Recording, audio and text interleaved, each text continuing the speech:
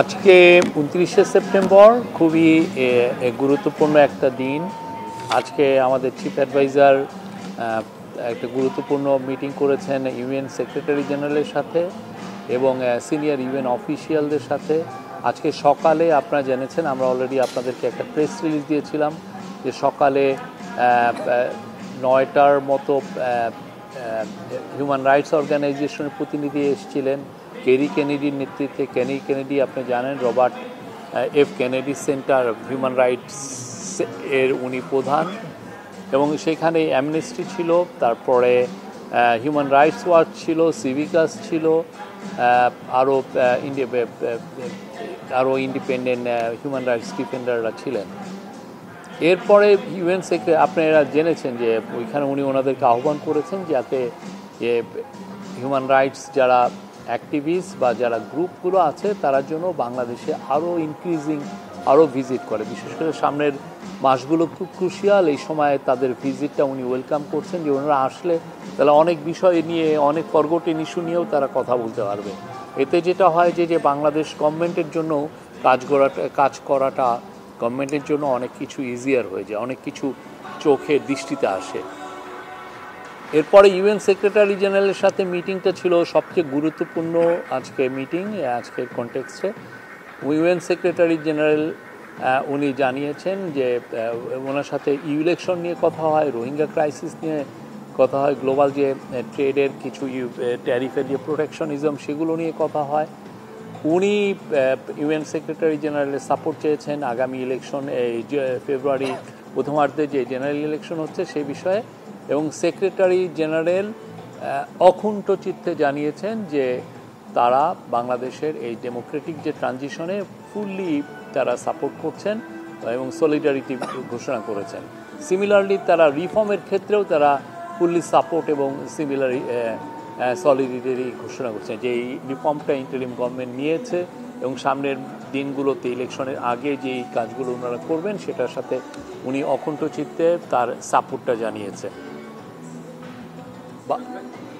আর এরপরে রোহিঙ্গা ক্রাইসিস নিয়েও আলাপ হয়েছে এবং রোহিঙ্গার বিষয়েও উনি তাদের রোহিঙ্গা যে আগামীকাল একটা অনুষ্ঠান, আপনি জানেন ইন্টারন্যাশনাল হাই লেভেল একটা কনফারেন্স হচ্ছে, সেই কনফারেন্সের বিষয়ে রোহিঙ্গাদের একটা রোহিঙ্গা ক্রাইসিসকে যে রিজলভ করার জন্য এবং তাদের জন্য তারা যে বাংলাদেশে মোর দেন 1 মিলিয়ন রোহিঙ্গা যারা বিভিন্ন শেল্টারে আছে, ক্যাম্পে আছে, তাদের জন্য উনি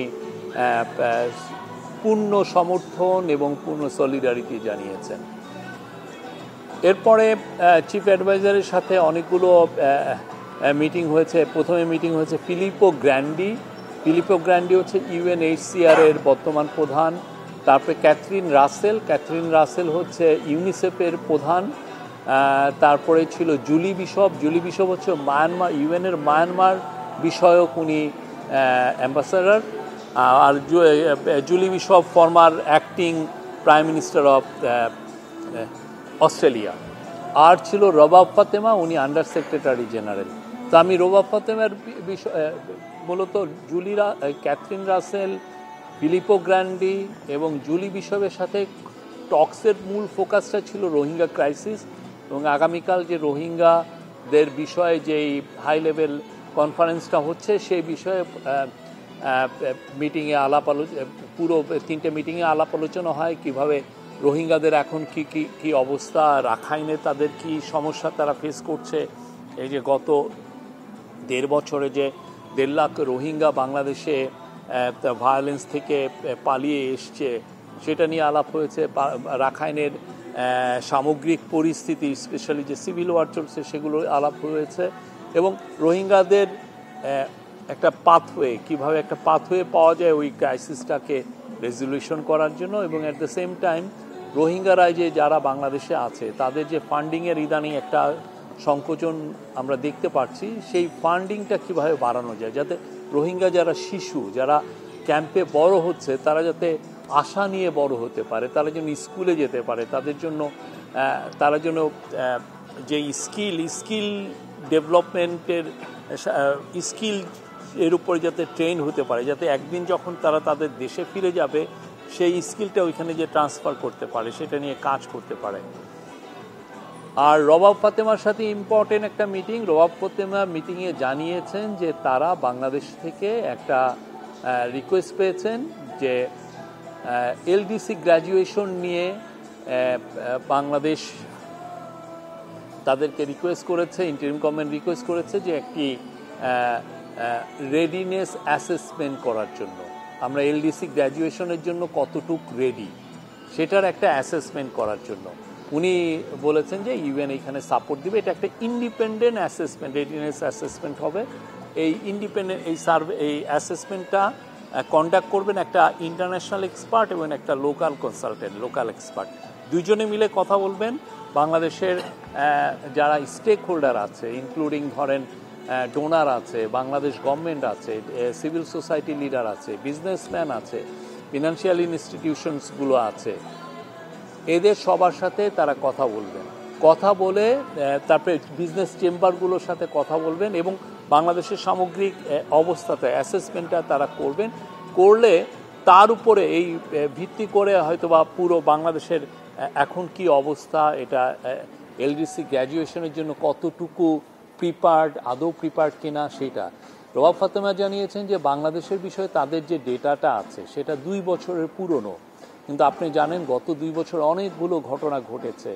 হ্যাঁ, সেই ঘটনার আলোকে উনিও মনে করছেন যে এই ইন্ডিপেন্ডেন্ট রেডিনেস অ্যাসেসমেন্টটা খুবই ইম্পর্টেন্ট। এটা বাংলাদেশের বিষয়ে তাদেরকে সবাইকে একটা ইনফর্ম একটা ডিসিশন নিতে সবাইকে হেল্প করবে।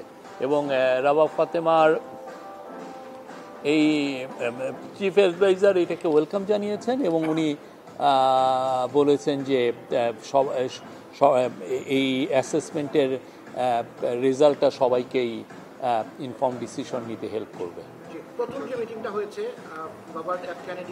আর অ্যাসেসমেন্টটা শুরু হবে 1 মাসের মধ্যে হওয়ার আশা করা হচ্ছে, যে 1 মাসের মধ্যে এটা শুরু হবে এবং এটা কনক্লুড হবে মিড জানুয়ারিতে।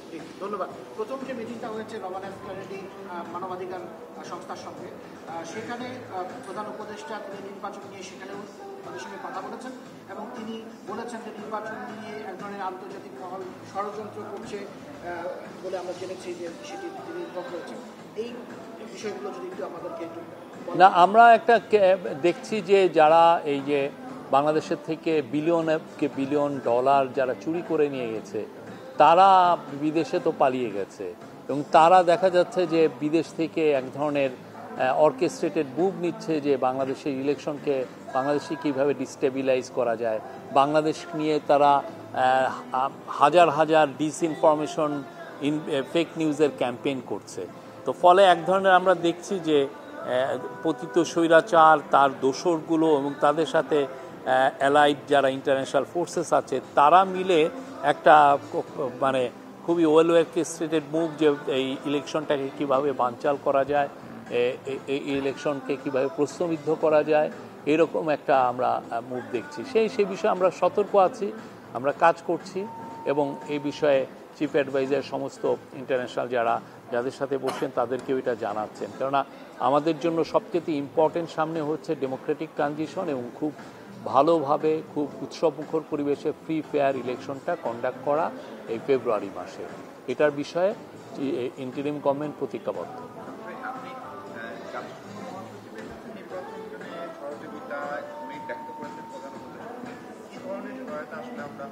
এটা ওই মিটিংটায় তো আর এত কিছু থাকে না, উনি তার ফুল সাপোর্ট এবং সলিডারিটি জানিয়েছেন এ বিষয়ে, কিন্তু স্পেসিফিক তো অনেক পরে আলোচনা হয় বা একটু পরে আলোচনা হয়। এটা আরও ওনার থেকে মানে জুনিয়র লেভেলে আলোচনাগুলো হয় কি বা এটা হয়তো বা রেসিডেন্ট কোঅর্ডিনেটর যিনি আছেন তারা এটা দেখবেন।